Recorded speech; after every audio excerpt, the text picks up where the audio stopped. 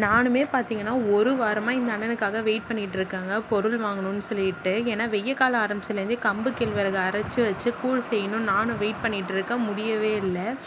அதுக்கப்புறம் பார்த்தீங்கன்னா, கோதுமை குருணை, பொட்டுக்கடலை இது 2மே அவங்கக்கிட்டேருந்து வாங்கிக்கிறது தான். மொத்தம் பார்த்தீங்கன்னா, ஒரு ரூ. 450 தான் வந்துச்சு. நம்ம கடையில் கொடுத்து வாங்குறதுனால அவங்களுக்கு தான் பெனிஃபிட் போகும். ஆனால் நம்ம இவங்கக்கிட்ட வாங்கும்போது ஒரு கை கூட போட்டு தருவாங்க.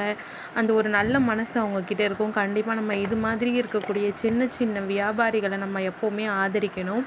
அதுதான் உடனே நான் எடுத்துகிட்டு எங்கள் அம்மா வீட்டுக்கிட்ட கிளம்பிட்டேன். போயிட்டு சரி காய வச்சுட்டோன்னா நம்ம அடுத்த நாள் அரைச்சி நமக்கு கூழ் காய்ச்சி கொடுக்குறது ரொம்ப பசங்களுக்கு கொடுத்தோன்னா ரொம்ப நல்லதில்ல. அதனால போனால் காலை கீழே வைக்கவே முடியலைங்க. ஃபஸ்ட்டு பார்த்துட்டா சரி நம்ம செருப்பு போடாமலே வந்து வச்சிடலாம் அப்படின்னு சொல்லிட்டு தான் ட்ரை பண்ணேன். காலை கீழே வைக்கவே முடியல. மணி ஒரு 10:30 11ன்ற வாக்கிலேயே இவ்வளோ ஒரு வெயில்.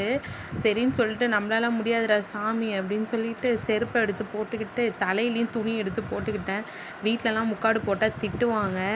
ஆனால் என்ன பண்ணுறது, வெயில் தாங்க முடியல. வெயில் அடிக்கிற வெயிலுக்கு தலை 2ஆக வெடிச்சிரும் போல இருக்குது.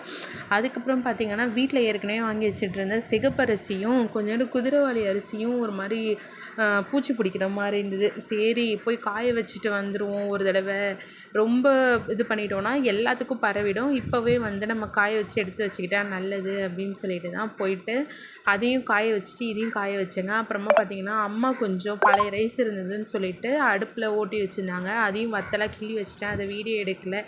பாய்.